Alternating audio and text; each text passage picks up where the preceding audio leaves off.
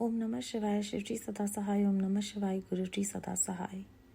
देवताओं का भगवान शिव से पार्वती के साथ विवाह करने का अनुरोध, भगवान का विवाह के दोष बताकर उसे स्वीकार करना तथा उनके पुनः प्रार्थना करने पर स्वीकार कर लेना।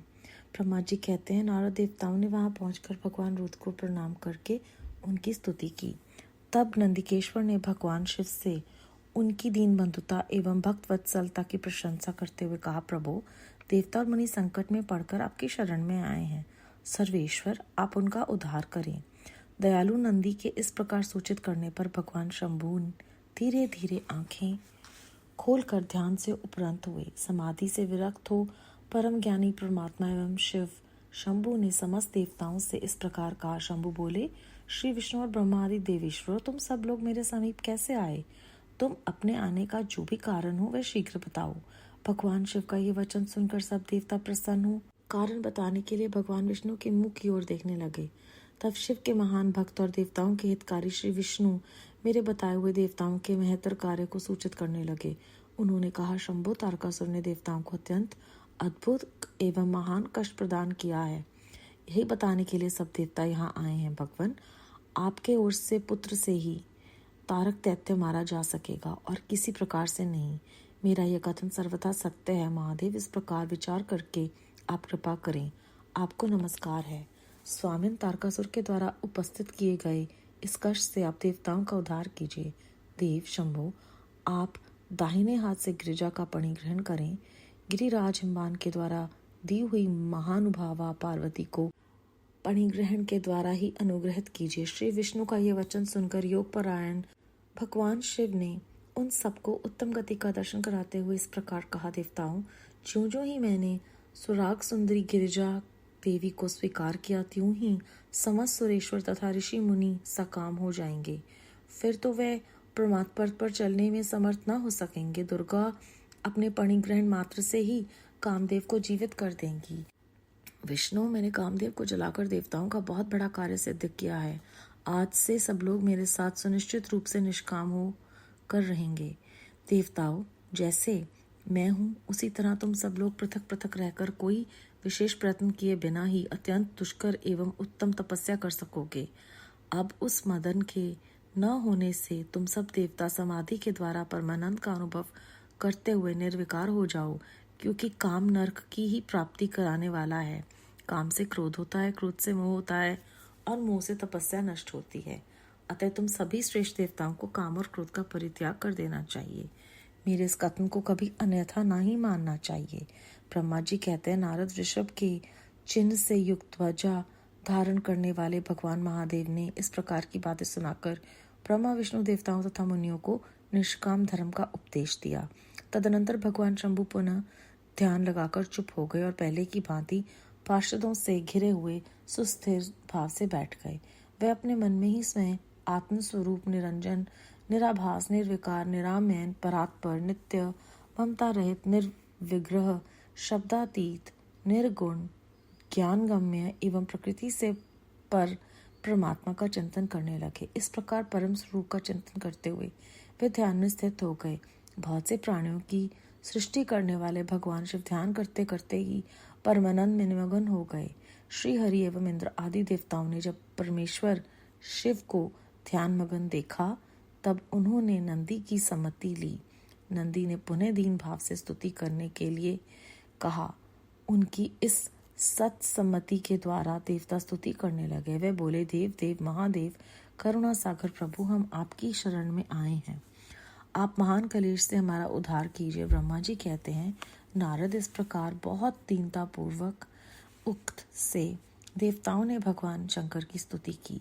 इसके बाद वे सब देवता प्रेम से व्याकुलचित हो उच्च स्वर से फूट फूट कर रोने लगे। मेरे साथ भगवान श्री हरि उत्तम भक्ति भाव से युक्त हो मनी मन भगवान शंभु का स्मरण करते हुए अत्यंत दीनता पूर्वक वाणी द्वारा उनसे अपना अभिप्राय निवेदन करने लगे। देवताओं के मेरे तथा श्री हरि के इस प्रकार बहुत स्तुति करने पर भगवान महेश्वर अपनी भक्त वत्सलता के कारण ध्यान से विरत हो गए।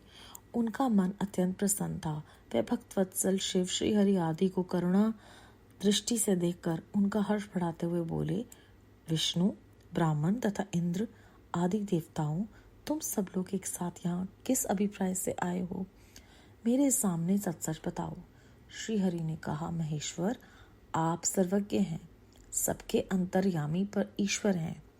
क्या आप हमारे मन की बात नहीं जानते? अवश्य जानते हैं, तथापि आपकी आज्ञा से मैं स्वयं भी कहता हूँ। सुखदायक शिव, हम सब देवताओं को तारकासुर से अनेक प्रकार का दुख प्राप्त हुआ है, इसीलिए देवताओं ने आपको प्रसन्न किया है। आपके लिए उन्हें गिरिराज हिमालय से शिवा की उत्पत्ति कराई। शिवा के गर्भ से आपके द्वारा जो पुत्र उत्पन्न होगा, उसी से तारकासुर की मृत्यु होगी, दूसरे किसी उपाय से नहीं। ब्रह्मा जी ने इस दैत्य को यही वर दिया है, इस कारण दूसरे से उसकी मृत्यु नहीं हो पा रही है। अतएव वह निडर होकर सारे संसार को कष्ट दे रहा है। इधर नारद जी की आज्ञा से पार्वती कठोर तपस्या कर रही हैं। उनके तेज से समस्त चराचर प्राणियों सहित त्रिलोकी आच्छादित हो गई है। इसीलिए परमेश्वर, आप शिवा को वर देने के लिए जाइए, स्वामिन देवताओं का दुख मिटाइए और हमें सुख दीजिए। शिव, मेरे साथ देवताओं के हृदय में आपके विवाह का उत्सव देखने के लिए बड़ा भारी उत्साह है, अतः आप यथोचित रीति से विवाह कीजिए। परात्पर परमेश्वर, आपने रति को जो वर दिया था, उसकी पूर्ति का अवसर आ गया, अतः अपनी प्रतिज्ञा को शीघ्र सफल कीजिए। ब्रह्मा जी कहते हैं, नारद ऐसा कह उन्हें प्रणाम करके श्री विष्णु आदि देवता और महर्षियों ने नाना प्रकार के स्तोत्रों द्वारा पुनः उनकी स्तुति की। फिर वे सबके सब उनके सामने खड़े हो गए। भक्तों के अधीन रहने वाले भगवान शिव भी, जो वेद मर्यादा के रक्षक हैं, देवताओं की बात सुनकर हंसकर बोले, हे हरे, हे विदे और हे देवताओं, तुम सब लोग आदर पूर्वक सुनो। मैं यथोचित विशेषतः विवेकपूर्ण बात कह रहा हूँ। विवाह करना मनुष्य के लिए उचित कार्य नहीं है, क्योंकि विवाह दृढ़ता पूर्वक बांध रखने वाली एक बहुत बड़ी बेड़ी है। जगत में बहुत से कुसंग हैं, परंतु स्त्री का संग उनमें सबसे बढ़कर है। मनुष्य सारे बंधन से छुटकारा पा सकता है, परंतु स्त्री प्रसंग रूपी बंधन से वह मुक्त नहीं हो पाता। लोहे और काठ की बनी हुई बेड़ियों में दृढ़ता पूर्वक बंधा हुआ पुरुष भी एक दिन उस कैद से छुटकारा पा जाता है, परंतु स्त्री पुत्र आदि के बंधन में बंधा हुआ मनुष्य कभी छूट नहीं पाता। महान बंधन में डालने वाले विषय सदा बढ़ते रहते हैं। जिसका मन विषयों के वशीभूत हो गया है, उसके लिए मोक्ष स्वप्न में भी दुर्लभ है। विद्वान पुरुष यदि सुख चाहता है तो वह विषयों को विधि पूर्वक त्याग दे। विषयों को विष के समान बताया गया है, जिनके द्वारा मनुष्य मारा जाता है। विषय के साथ वार्ता करने मात्र से मनुष्य क्षण भर में पतित हो जाता है। आचार्यों ने विषय को मिश्री में लाई हुई वारुणी मदिरा कहा है। यद्यपि मैं इस बात को जानता हूँ और यद्यपि विषयों के इन सारे दोषों का मुझे विशेष ज्ञान है, तथापि मैं तुम्हारी प्रार्थना को सफल करूंगा, क्योंकि मैं भक्तों के अधीन रहता हूँ और भक्त वत्सलतावश उचित अनुचित सारे कार्य करता हूँ। इसीलिए तीनों लोक में अयोथोचित कर्ता के रूप में मेरी प्रसिद्धि है। भक्तों के लिए मैंने अनेक बार बहुत से प्रयत्न करके कष्ट सहन किए हैं। गृहपति होकर विश्ववानर मुनि का दुख दूर किया है। हरे विधे, अब अधिक कहने की क्या आवश्यकता।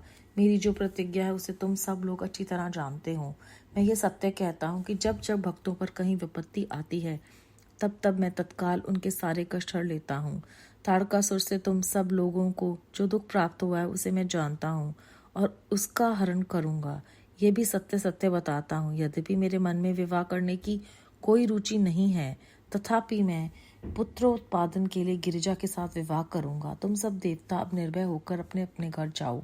मैं तुम्हारा कार्य सिद्ध करूंगा। इस विषय में अब कोई विचार नहीं करना चाहिए। ब्रह्मा जी कहते हैं, नारद, ऐसा कहकर भगवान शिव मौन हो समाधि में स्थित हो गए और विष्णु आदि सभी देवता अपने अपने धाम को चले गए। अध्याय 24 समाप्त।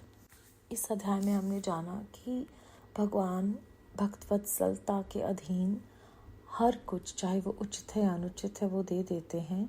चाहे वो इस विवाह के पक्ष में नहीं है, क्योंकि वो जानते हैं कि जब वो विवाह कर लेंगे तो कामदेव जी दोबारा जीवित हो जाएंगे और उनकी वजह से काम जो है सबसे बड़ा विकार है, जिससे क्रोध आता है। भगवान कहते हैं कि मैंने सभी देवताओं के लिए कामदेव को जलाकर बहुत आसान कर दिया है।